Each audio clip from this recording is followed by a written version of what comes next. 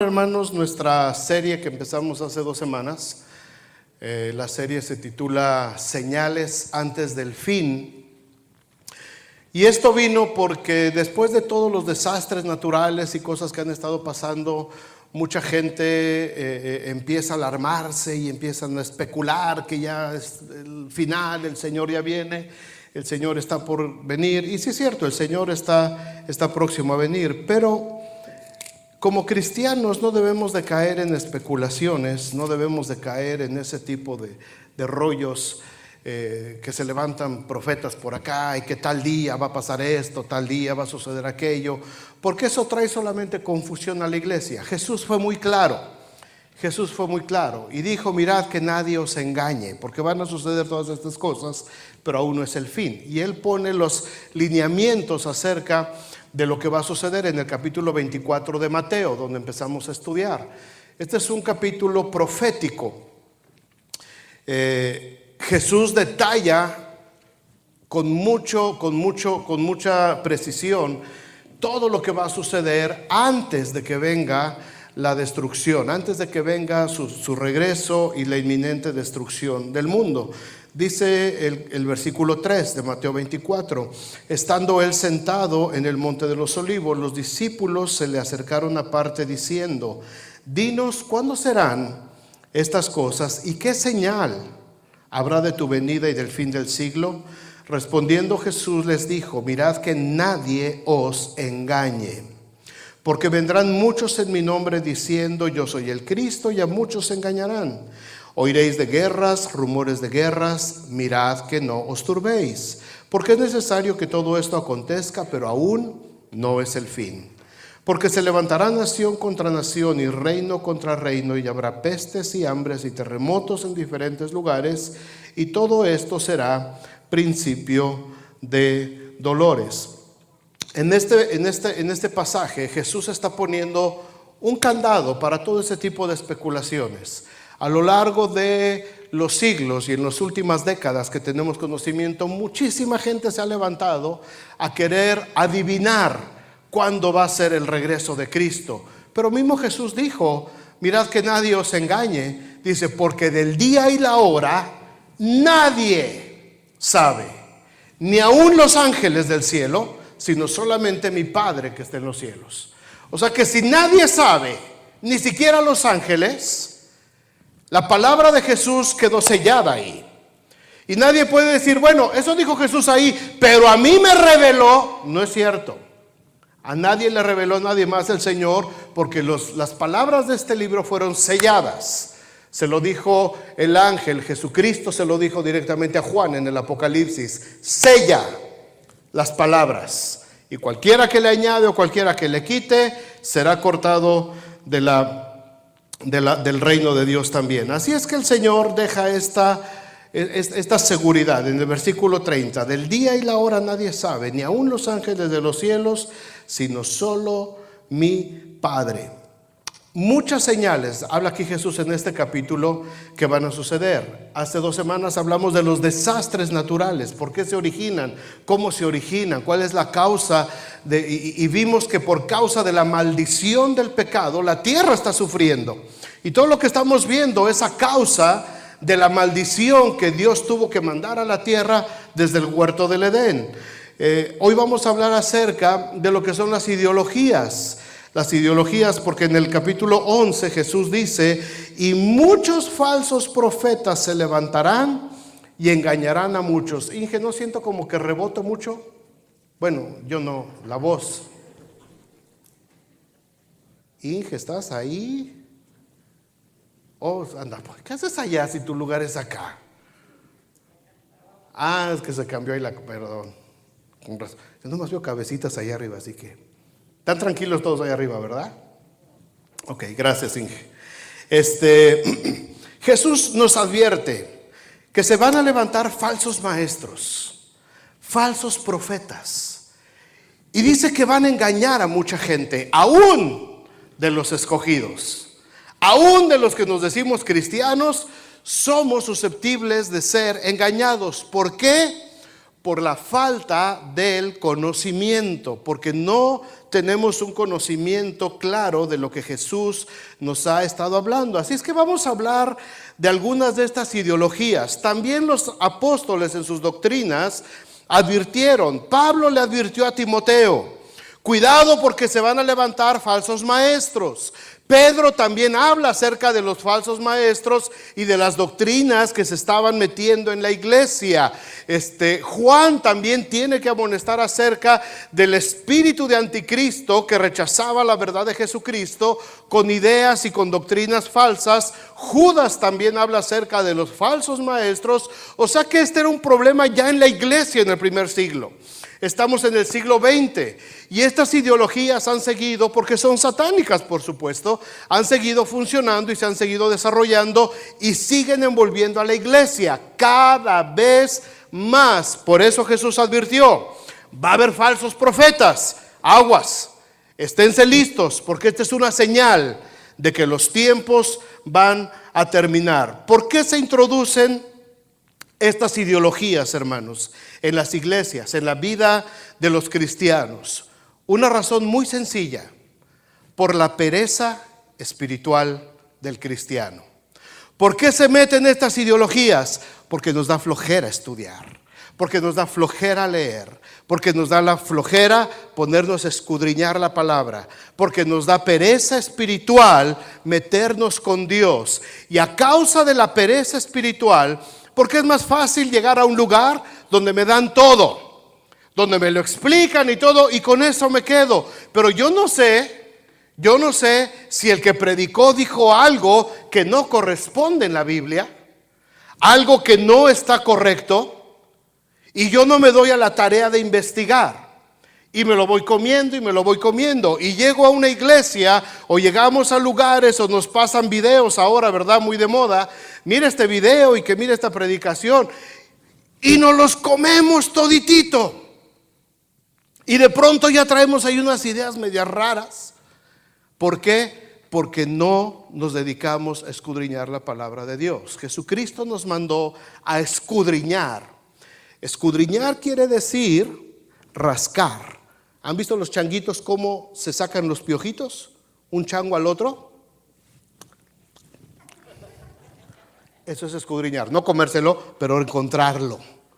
El chiste es encontrar el piojo, ¿verdad? A ellos les sabe sabroso. ¿Alguien ha visto cómo funcionan los piojos? Lección de biología. ¿Nunca han visto una cabeza con piojos? ¿Un piojo? ¿Cómo son los piojos? Número uno, no se ven tan fácil, ¿verdad? No traen luz, no son fosforescentes así. Son del mismo color. Luego, de pronto ves, oye, como que te pasó un piojo. A ver, encuéntralo. Se mueven rapidísimo. Tienes que estar. ¡Ay, canijo, aquí está! Ya lo agarraste, ¿no? Ahora, ¿lo puedes agarrar al piojo? ¿Se deja agarrar? ¡Salta! Cuando te das cuenta, ya te saltó al otro. Son muy difíciles. Eso es escudriñar. Con esa ansiedad con la que ahora los niñitos están. Eso es escudriñar. Los niños están escudriñando en sus videojuegos. Jesús dijo: escudriñen la Biblia. Métete a la Biblia y escudriña. Ve lo que dice aquí. ¿Por qué lo dice aquí? Es que Deuteronomio también lo dice. A ver dónde dice Deuteronomio. Y ahí eso es escudriñar la palabra de Dios. Pero cuando el cristiano es perezoso y no quiere estudiar, quiere que todo se lo den, es muy fácil que nuestras mentes sean infiltradas con este tipo de ideologías. Recordemos la profecía de Amós, de Oseas 4:6. Mi pueblo fue destruido porque le faltó conocimiento. Por cuanto desechaste el conocimiento, yo te echaré del sacerdocio. Y porque olvidaste la ley de tu Dios, también yo me olvidaré de tus hijos. ¿Qué tal? No quiero llenarlos ahorita de mucha información de nombres raros, pero vamos a ver algunas de las ideologías más peligrosas de las que Jesús nos advirtió como señales antes del fin, que la iglesia está enfrentando en este momento. La iglesia en general, en todo el mundo. La primera de ellas es el positivismo. ¿Qué es el positivismo? El positivismo niega la existencia de un Dios personal y toma a toda la humanidad como si fuera el gran ser, como objeto de veneración y culto. No se enreden con esta definición técnica, se las explico. Para los positivistas no es tan importante Dios, lo importante somos todos nosotros. O sea, mientras entre todos nosotros estemos bien, mientras todos nosotros nos comportemos bien, nos llevemos bien, la cosa está perfecta. No te preocupes de Dios, mientras todos nosotros estemos bien, no pasa nada. Esta corriente filosófica empezó muy fuerte a mediados del siglo XIX con un hombre llamado Augusto Comte. No es necesario que se lo sepan. Él fue el fundador de esta corriente. Y dentro del cristianismo, en las últimas décadas, en los últimos años, quizás en los últimos 20 años, se ha infiltrado de manera muy sutil este tipo de pensamiento. Este tipo de pensamiento mezclado con el humanismo está haciendo que las iglesias exalten y resalten más las emociones humanas, más que los atributos de Dios. Se basa más en las emociones humanas, sentirnos bien, hacernos sentir bien, que estemos confortables, que estemos cómodos, hablar cosas, como dice la palabra, positiva solamente. No te preocupes del pecado, no te preocupes del juicio de Dios, no te preocupes de... No. Vamos a hablar cosas positivas. Vamos a hablar cosas que te hagan sentir bien, cosas que te hagan crecer, cosas que te hagan sentir así inflado, así como maíz inflado, como corn pop cada vez que sales de la iglesia, ¿verdad? Y échenme al mundo porque ahorita me lo como yo solito. O sea, este tipo de mensaje que exalta solamente lo que es positivo en la gente, es parte de esta corriente positivista, totalmente contraria a lo que la palabra de Dios dice. Déjenme explicarles un poquito más. Para esta corriente, para los positivistas, es mejor que todo gire en torno al amor. Todo tiene que ser cubierto de amor. Todo tiene que ir lleno de amor. ¿Se oye bien, no? El problema es que ellos están hablando del amor humano, del amor que podemos sentir como amigos, como familias, desarrollar esa emoción que es muy frágil, porque el amor humano es muy traicionero, muy condicional y muy frágil de quebrarse. Entonces, cuando todo lo quieres hacer en base a este tipo de amor, la cosa no funciona. Porque la Biblia nos enseña que nosotros debemos amar a Dios primero. Yo puedo amarles a ustedes no por lo que son, no por lo que representan, no por lo que han vivido, ni por lo que tengan o no tengan. Yo les puedo amar a ustedes por lo que Cristo ha hecho en la vida de cada uno de ustedes. Si no es así el amor, hermanos, entre nosotros como hermanos en Cristo, en la fe, si no nos amamos a través de los ojos de Cristo, estamos en un grave peligro. Yo no puedo amar a nadie de manera lateral. Para amar a alguien, para amar a estos hermanos, primero tengo que ver a Dios a través de ellos. Tiene que estar aquí un filtro que se llama el amor de Cristo para poderlos ver. Porque si no te amo y si tú no me amas a mí a través del filtro del amor de Dios, lo único que vas a ver son mis errores. Y lo único que yo voy a ver en ti van a ser tus errores. Y mientras nos llevemos bien a todo dar. Pero cuando yo te haga algo o cuando tú me hagas algo, va a ser muy difícil perdonarnos y ese amor se va a quebrar. Porque no lo vimos a través del amor de Cristo Jesús. ¿Se entiende esto? Los dejé así como medios. ¿De qué está hablando este gordito? Ok, ahí les va. El amor de Dios cubrirá multitud de pecados. Amén. ¿Ustedes creen que a quién agarro aquí de? Y todos le hacen así como que, ¿qué tal? José, por venir vestido igual que yo. ¿Ustedes creen que José tiene errores? Claro que sí, y un montón. ¿Ustedes creen que yo tengo errores? No sé si sí, claro que sí, y un montón también, ¿verdad? ¿Qué es lo que permite que podamos amarnos? ¿Qué es lo que permite que podamos ser compañeros de ministerio? ¿Qué es lo que permite que podamos llevarnos muy bien?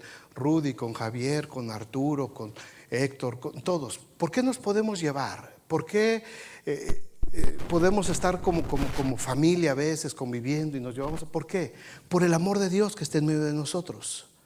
Si yo veo a José, si yo veo a cualquiera de ustedes con los ojos del positivismo, a la primera que me la hagas, voy a ver cómo me voy a desquitar. A la primera que me traiciones, voy a ver cómo le hago para cobrar mi venganza.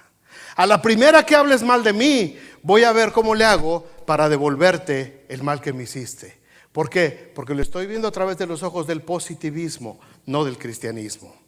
Jesucristo dijo: amad a vuestros enemigos, amad a los que os aborrecen, y al que te pida que vayas con él 1 milla, ve con él 2, y al que te hiere en 1 mejilla, ponle también la otra, y al que te pida la túnica, dale también la capa. Ese es el amor de Dios. Ese es el amor de Dios. Cuando yo tengo ese amor de Dios, entonces estoy blindado en contra de todo lo que la gente pueda hacer en contra mía, o lo que yo pueda ver en contra de la gente. ¿Se entendió un poquito mejor? Bueno, los positivistas, hermanos, hablan de amarse mucho los unos a los otros por el simple hecho de ser humanos, decirse cosas agradables, exaltar las virtudes, negar sus errores. El positivismo dentro de la iglesia ahora se usa mucho, y ustedes a lo mejor han oído las expresiones, las famosas declaraciones proféticas, los decretos, ¿verdad? Decretar sobre ti, ¿verdad? Se para el ungido, y yo decreto sobre tu vida cielos abiertos y prosperidad y tengo una declaración profética sobre ti, y así dice el Señor, que el tiempo de tu dolor ha terminado. Y el que lo recibe, ¿cómo está? Declaraciones proféticas positivas. Nunca he oído, yo por lo menos, yo no he escuchado de estas declaraciones proféticas que vayan de acuerdo a lo que Jesús les habló a sus discípulos. Satanás te ha pedido para zarandearte como a trigo. Eso no se oye, eso no es positivo. Eso te causa miedo, eso te causa temor. Yo no he escuchado a alguien así, a uno de estos apóstoles profetas, orando por alguien, diciéndole: es necesario que te aborrezcan y que te entreguen y que vayas a la cárcel por causa de mi nombre. No, si a mí me dicen eso, yo no dejo mi ofrenda. Entonces tengo que recibir algo positivo. Positivo. Yo veo a Jesús diciéndole a los discípulos estas cosas. Yo veo a Jesús diciéndole a Ananías: ve con ese hombre llamado Saulo de Tarso. Y no dice: y dile una declaración, que yo le voy a abrir puertas y que él va a hacer esto y el otro, y las naciones se van a rendir a sus pies. Y él, eso no le dijo Ananías a Saulo de Tarso. Le dijo: ve, porque yo le tengo que mostrar cuánto le es necesario padecer por causa de mi nombre. Esa fue la declaración profética para Pablo. Pero el positivista te trata de hacer las cosas muy positivas, ¿verdad? Para que no te espantes, para que te sientas bien. Se trata de que la gente se sienta bien. Se trata de que la gente esté tranquila. No le hables de pecado, no le hables de infierno, no le hables de castigos. Háblale de las cosas que son agradables para que la gente esté tranquila. Pablo dice en Hechos 20:22, fíjate, esta es la forma bíblica de lo que es el evangelio. Y esto le choca a los positivistas, este tipo de lecturas. Hechos 20:22. Ahora he aquí, ligado yo en espíritu. ¿Qué quiere decir esto? Pablo estaba amarrado. Su espíritu estaba tan comprometido con el llamado que Dios le había hecho, que dice: yo estoy ligado en espíritu, voy a Jerusalén sin saber lo que va a suceder. Había profetas, había hermanos maduros, había gente que le pudo haber dicho a Pablo: oh sí, Pablo, he aquí dice el Señor que se te van a abrir las puertas y tú vas a ir y vas a dar testimonio y vas a hacer esto. Pero fíjate lo que dice el versículo 23: salvo que el Espíritu Santo por todas las ciudades me da testimonio, diciendo que le espera ¿qué? ¿Dónde están las puertas abiertas? ¿Dónde está la bendición? ¿Dónde está lo positivo?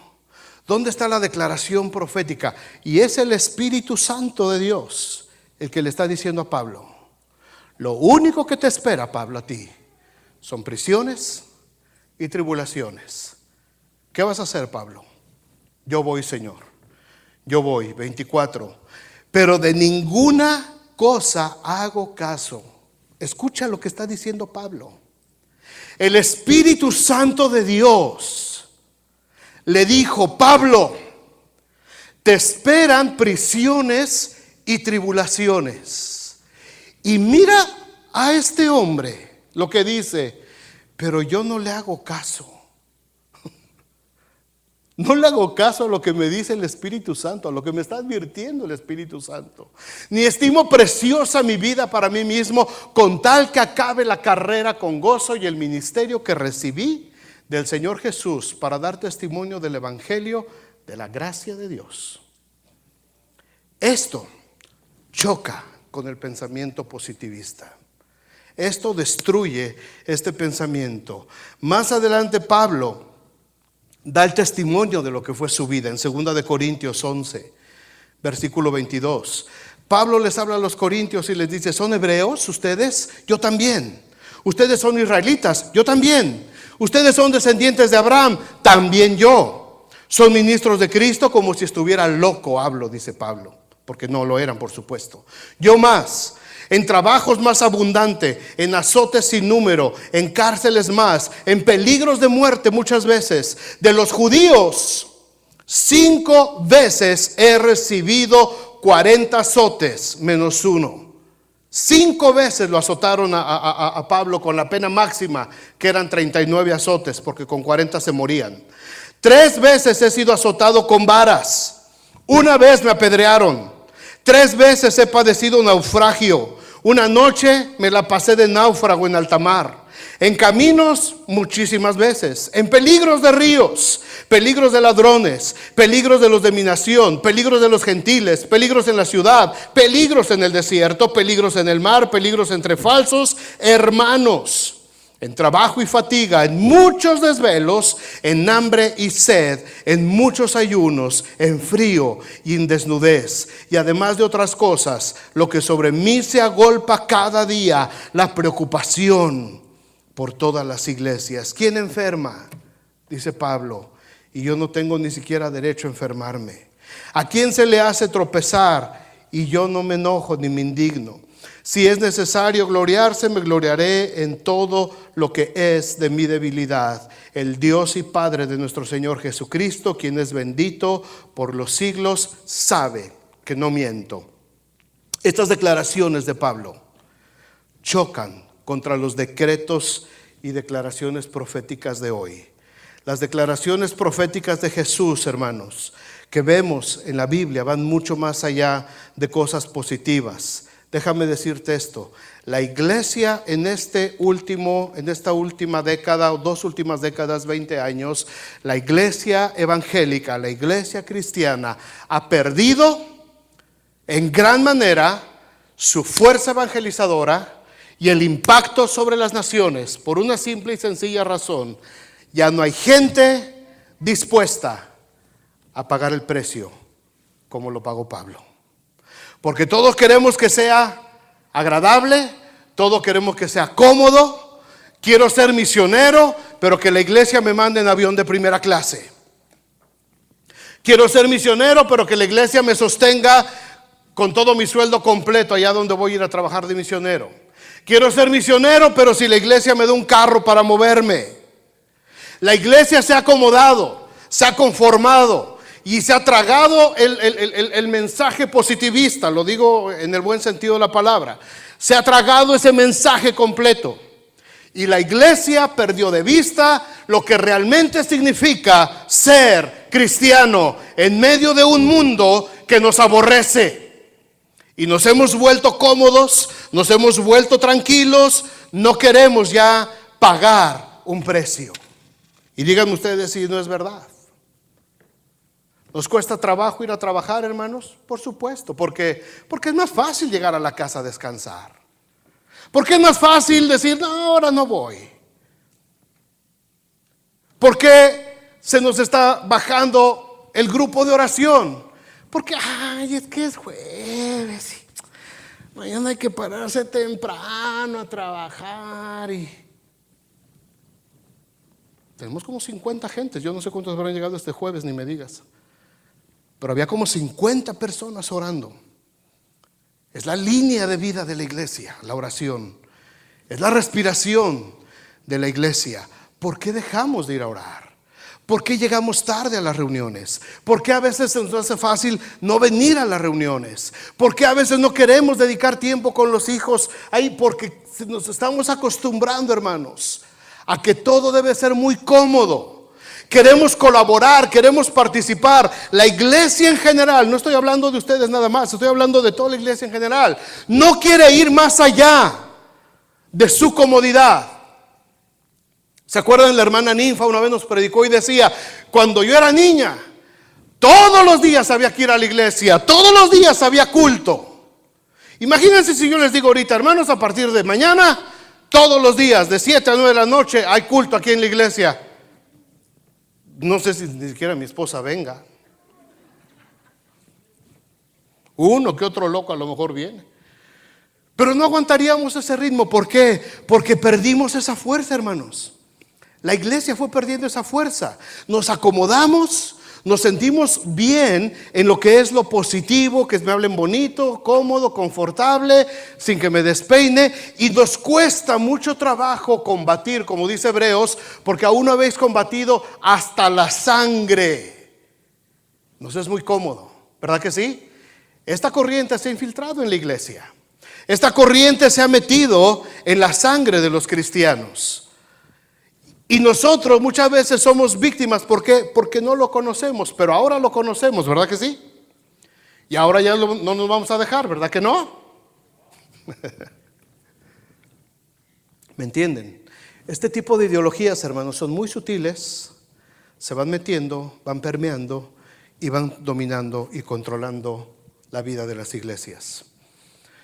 El positivista solamente quiere recibir cosas buenas. Pero cuando le hablas de cosas diferentes, como le dijeron a Pablo en Atenas, ya te oiremos en otra ocasión de esto. Y se fueron y lo dejaron a Pablo hablando solo. La vida dentro de la iglesia, hermanos, no es un picnic, no es un día de campo. La vida dentro de la iglesia, hermanos, es difícil. Estamos siendo probados. Nuestra fe es puesta a fuego cada día.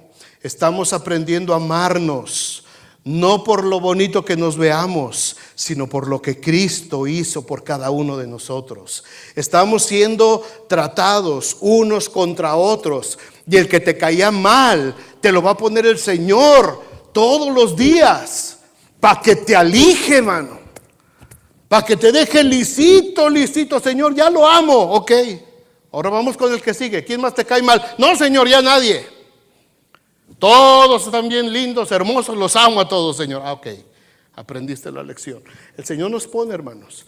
No es fácil vivir aquí dentro de la iglesia, No es fácil la vida dentro de la iglesia. Nadie ha dicho eso, jamás. La vida de la iglesia, adentro de la iglesia, es difícil. Es difícil, pero hay una recompensa eterna. Esa es la diferencia.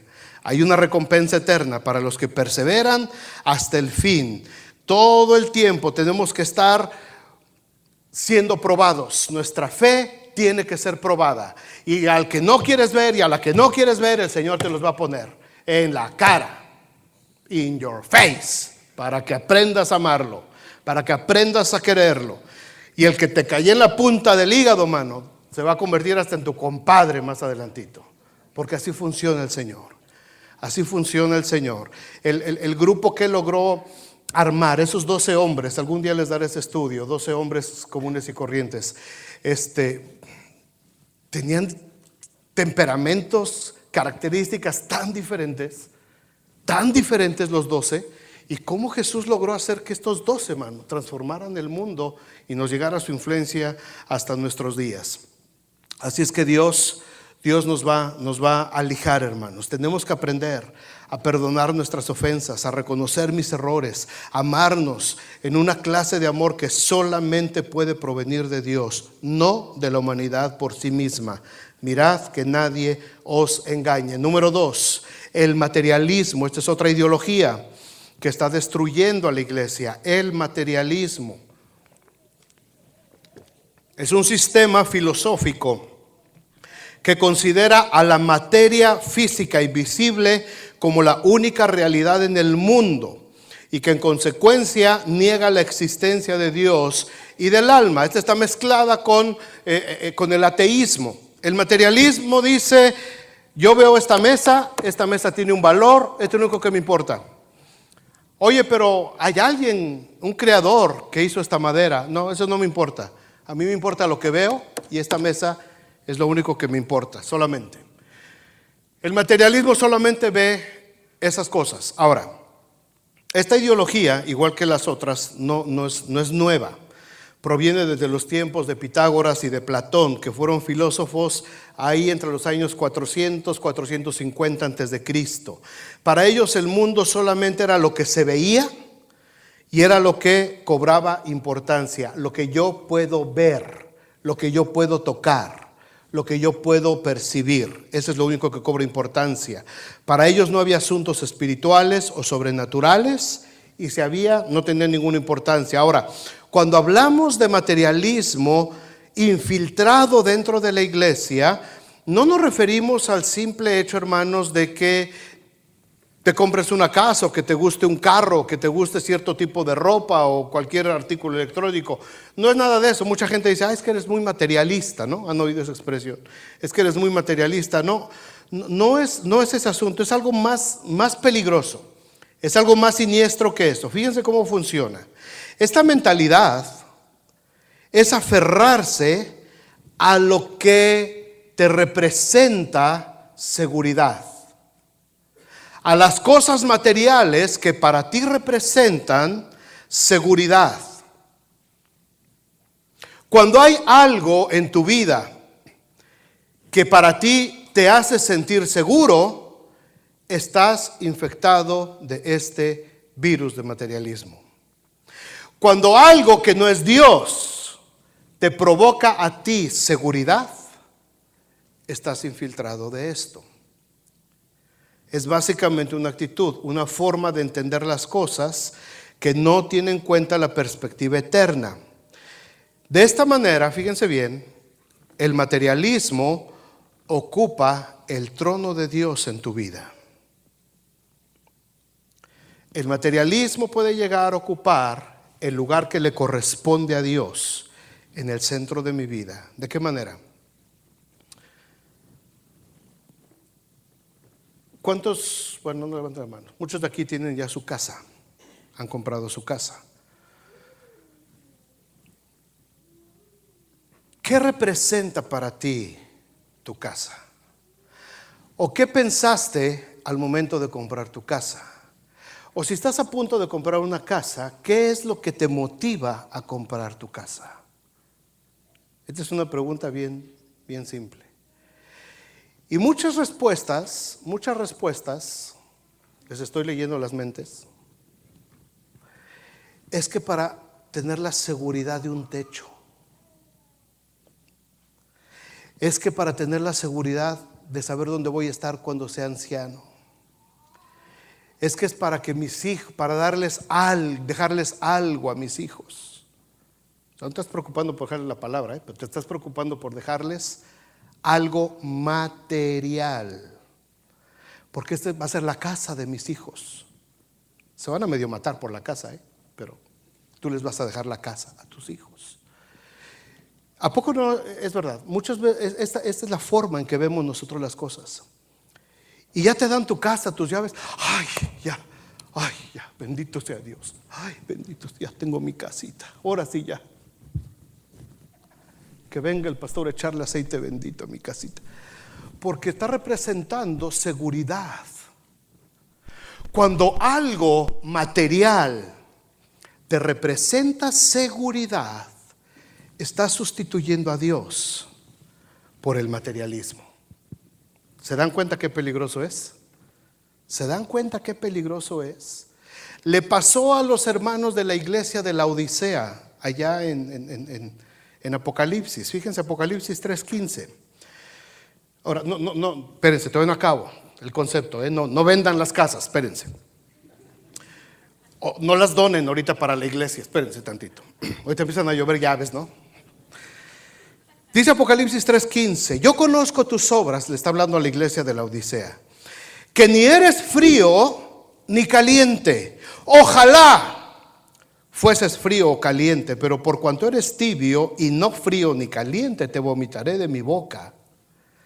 ¿Por qué? ¿En dónde estaba la tibieza de la iglesia de la Odisea? Versículo 17, porque tú dices, yo soy rico y me he enriquecido y de ninguna cosa tengo necesidad. Y no sabes tú que eres un desventurado, miserable, pobre, ciego y desnudo. ¿Qué pasa si pierdes tu casa mañana? ¿Qué pasa si llega algo, un desastre natural y pierdes la casa? ¿Qué va a pasar en tu corazón? ¿Qué va a haber en tu espíritu? ¿Qué va a suceder? ¿Te vas a sentir inseguro? ¡Ay! Es que perdí mi casa, Dios mío. ¿Se te va a acabar el mundo? En la crisis del 2008, cuantísima gente casi se suicida porque perdió las casas. Yo perdí una de $400,000, la entregué. Ni modo. Y nos fuimos a una de $3 millones. Así es Dios. No era mía, por supuesto, ¿verdad? Me la rentaron barata. Pero estaba padrísima, mano. Mi baño tenía hasta baño turco, jacuzzi y sauna. ¡Qué óvole! Así es Dios. Pero mi seguridad no estaba en la casa. ¿Qué pasa si pierdes tu carro? ¿Qué pasa cuando chocas? ¿Qué pasa cuando se te descompone? ¿Qué pasa cuando sucede algo donde tú habías puesto parte de tu seguridad, cambiándola por la dependencia total y absoluta de Dios? ¿Qué sucede en nuestra vida? Ese es el materialismo, hermanos. El materialismo no es solamente ganar mucho dinero y gastar dinero. El materialismo tiene que ver con sustituir a Dios como el proveedor, como nuestra total y absoluta dependencia por algo material. Estoy contento porque tengo mi casa, me siento seguro y todo eso. Y a Job le quitaron sus casas, y a Job le quitaron sus hijos, y a Job le quitaron sus ganados, y a Job le quitaron sus camellos, y a Job le quitaron su salud, y a Job le quitaron hasta su dignidad. ¿Y qué dijo Job? Yo sé que mi Redentor vive y aún del polvo se ha de levantar. Eso es confianza y dependencia absoluta de Dios. El materialismo nos hace confiar en las cosas materiales. Visitando esta población que les decía yo, San Juan Pitlaya, arriba de Morelos, precisamente Zaira, a Xochiapan, Morelos, arribita, todavía se convierte en pueblo otra vez. Fue donde pegó más duro el sismo. Y visitando las casas, me metí a una que estaba muy cateada y salió una viejita y me empezó a platicar, doña Hilaria, una señora llamada doña Hilaria. Le digo, ¿y qué pasó, doña Hilaria? No, dice, pues aquí la cosa estuvo muy fea, oiga, muy fea. Pero tiene una sonrisa la mujer. A ver si tienes las fotos ahí, Carla, te las puse a ver si las puedes poner. La casita de doña Hilaria, mira. Dice, se me cayó todo, oiga. Todo, dice, mire nomás, se ponía mis pollitos. Allá duerme doña Hilaria, allá atrás. Toda mi pared se derrumbó, mi casita toda quedó destruida. Y me estaba platicando y me llevaba por todos lados, por adentro, por arriba, por abajo de su casa. Y dice, ay, esta casita, fíjese, mi marido le tomó 20 años levantar esta casita.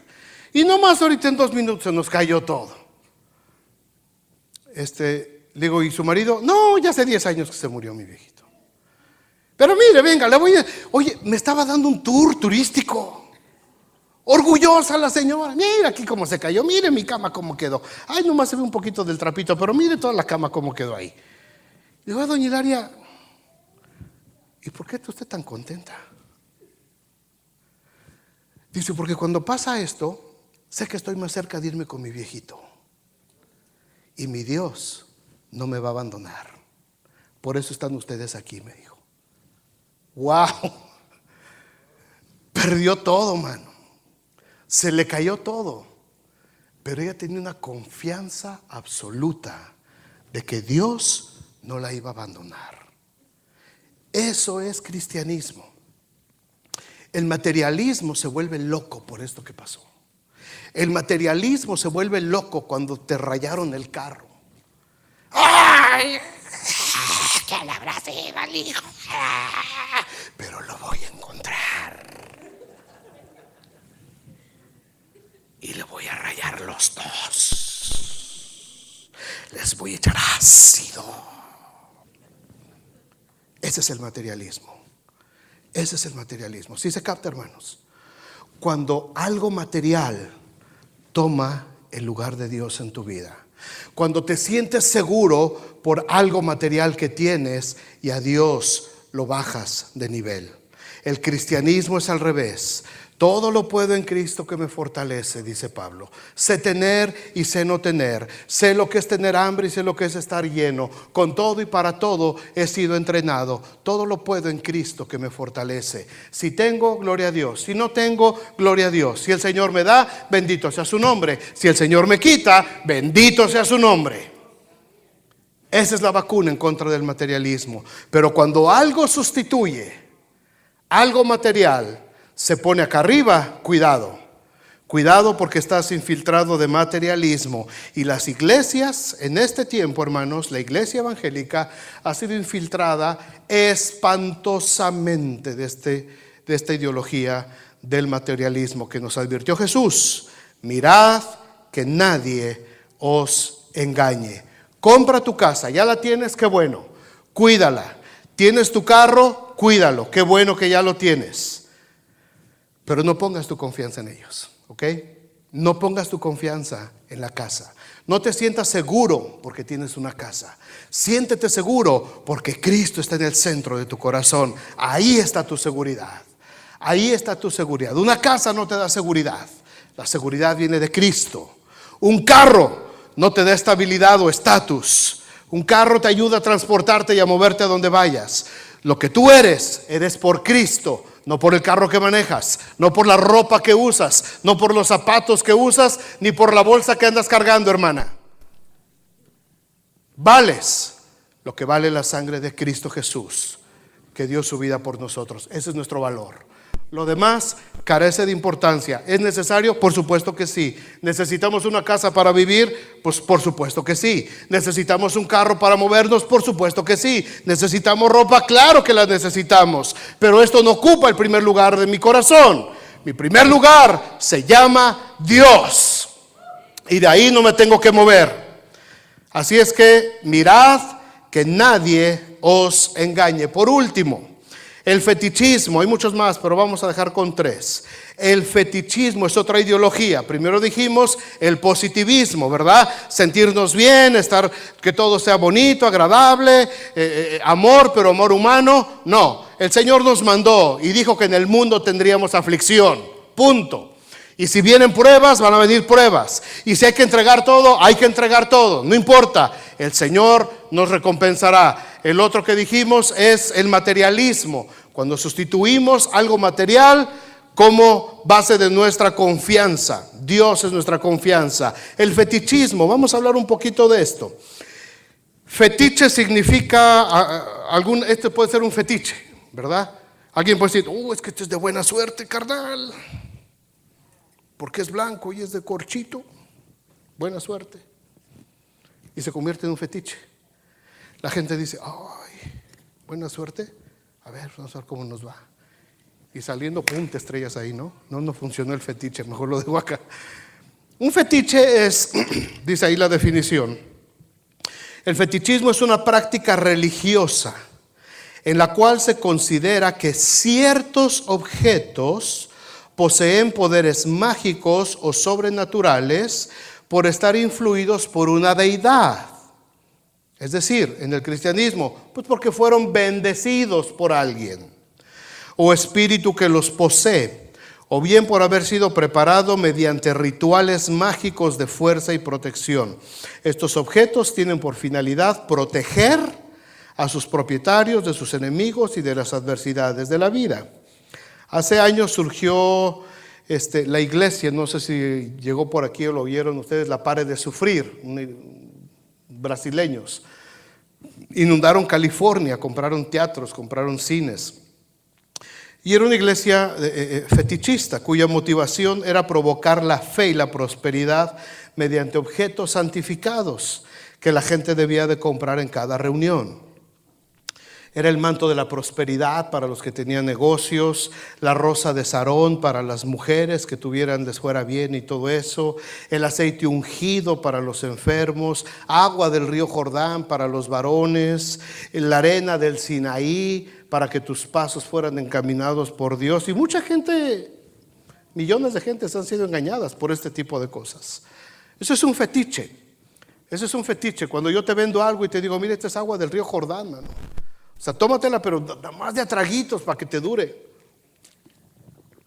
Pues la traje del río Jordán, mano. Y la gente, ¡uy!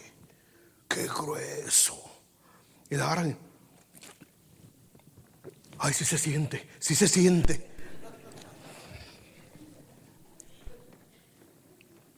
Eso es un fetiche. Un objeto que cobra poderes especiales. Porque alguien hizo algo para que tuviera ese efecto especial. Y dentro de la iglesia se infiltró y se ha infiltrado mucho este tipo de objetos. En las iglesias cristianas, sobre todo en los cortes de iglesia como la nuestra, llamadas neopentecostales o centros cristianos, es donde más se ha infiltrado este tipo de ideología. Se empezaron a infiltrar estas prácticas. Muchos de los pastores, predicadores por televisión, echaban sal sobre la gente, por ejemplo. Se acostaban a la gente y lo rociaban con sal, porque tú eres la sal de la tierra.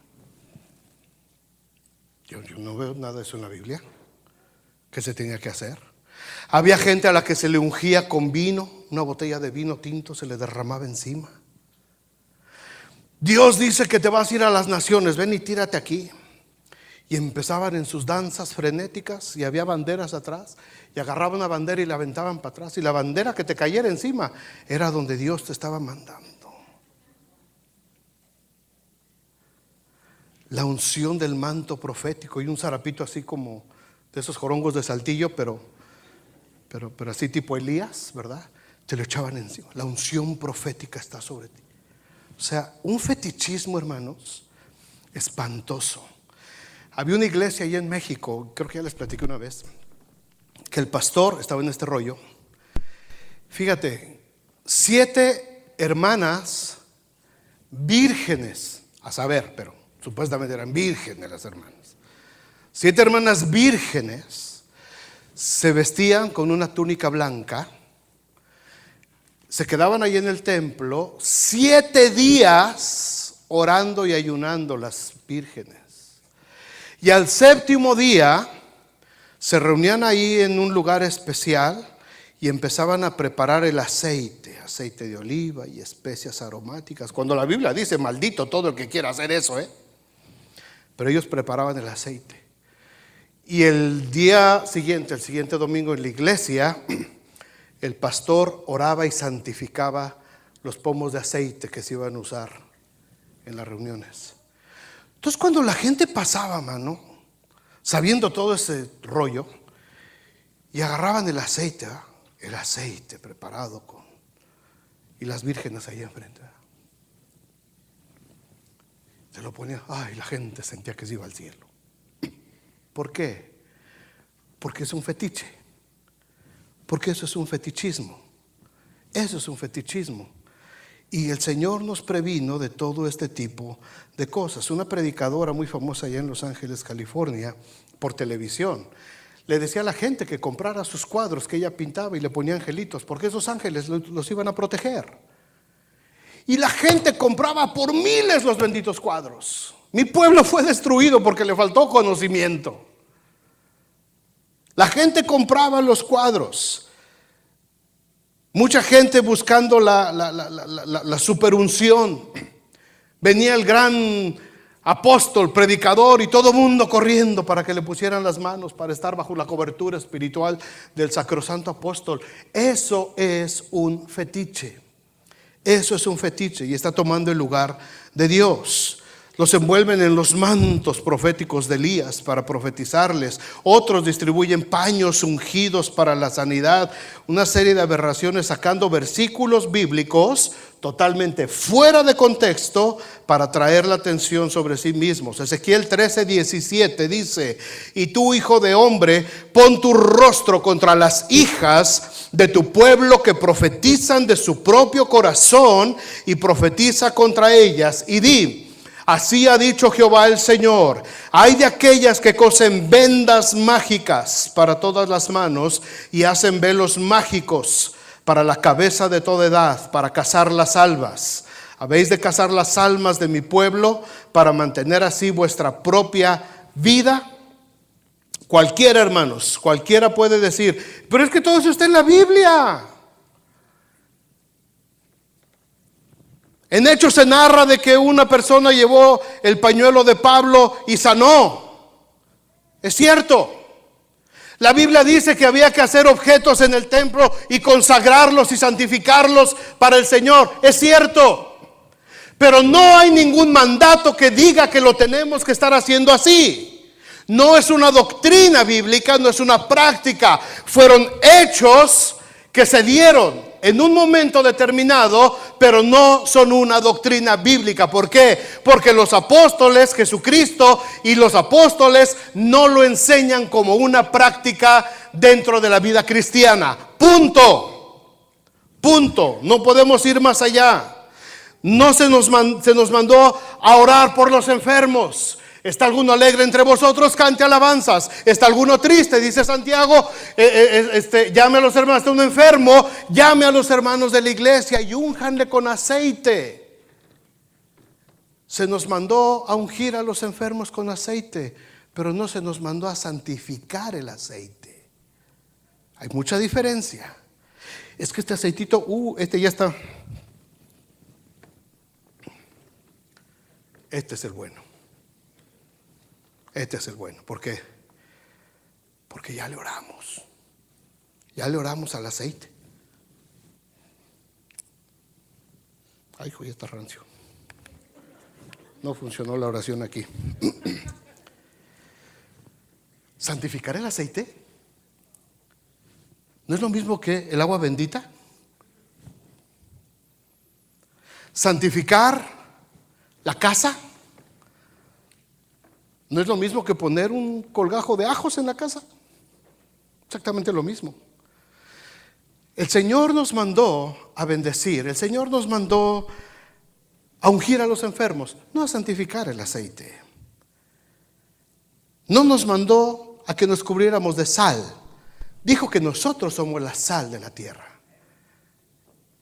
Se nos dijo que profetizáramos, pero no que santificáramos el manto de Elías. A Israel se le habló de santificar objetos, pero no para adorarlos, sino para separarlos para el servicio en el templo. Y precisamente sobre esto, hermanos, hay una corriente muy fuerte ahora dentro de muchas iglesias cristianas, y esto está creciendo. Aguas, mirad que nadie os engañe. Esto está creciendo muy fuerte por todos lados. Están revolviendo todo el simbolismo de la tradición judía e incorporándolo a los cultos regulares, haciendo un sincretismo del cual el apóstol Pablo nos previno en varios pasajes de la Biblia. Muchas iglesias ahora están mezclando e incorporando mucho de la simbología judía. Y ya tienen aquí sus candeleros de 7 picos, y los pastores ya se ponen su kipá y se ponen sus cosas acá, y empiezan a hablarte en hebreo, y empiezan a hacer un montón de rituales. Empiezan a celebrar las fiestas judías, empiezan a observar los días judíos, se empiezan a meter mucho en el estudio del hebreo. Aguas, mirad que nadie os engañe. Jesús no nos mandó a cumplir ni a obedecer los rituales de la ley judía. Jesucristo se hizo maldición porque está escrito: maldito todo aquel que es colgado en un madero por nosotros. La ley se cumplió en Jesús. Todas esas cosas, todo ese simbolismo era solamente una sombra de lo que se iba a cumplir en la persona de Jesucristo. Así es que la iglesia tiene que tener mucho cuidado con esto. Cristo es nuestro nuevo pacto. Así es que dejemos los simbolismos del antiguo pacto, las fiestas, como sombra de lo que ahora es Cristo en nosotros. Los únicos simbolismos que Cristo instituyó son el bautismo en agua y la cena del Señor, solamente. Y el pan sigue siendo pan y el vino sigue siendo vino. Es solamente un recordatorio de la muerte de Cristo, y cada vez que comieres este pan y bebieres esta copa, la muerte del Señor anunciáis hasta que Él venga. Y por todo el mundo y hacer discípulos, bautizándolos en el nombre del Padre, del Hijo y del Espíritu Santo. Son 2 órdenes de parte de Jesucristo, nada más, nada más, nada más. En ningún lado dijo Jesús: agarra una botella de aceite y santifícala.